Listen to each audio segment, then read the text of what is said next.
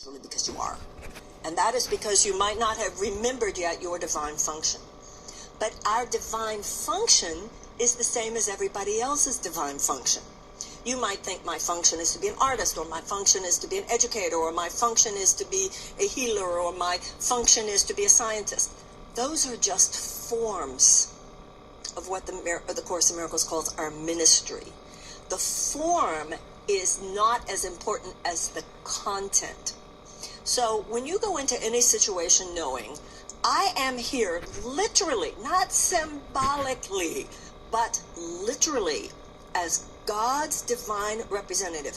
You go into any situation knowing in your mind, I'm only here so that God can use my hands and my feet today and my mouth so that I might do God's work. I'm the faucet, I'm not the water.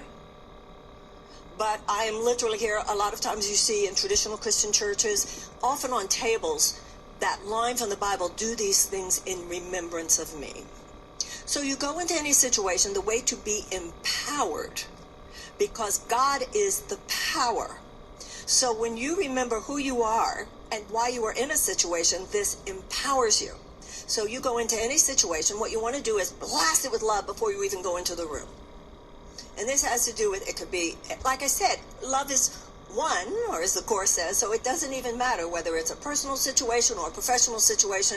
You know that actually, regardless of the form, the content is that you were sent there to bless and to be blessed. That's why you're there. I don't suggest that you mention this to anyone. You keep it to yourself. Keep it between us. You don't say, hi, God sent me. Although on the other hand, with, if you get this attitude from people like, who do you think you are, God's gift to the world? Your answer is, oh, absolutely. Yeah. No more, no less than anybody else.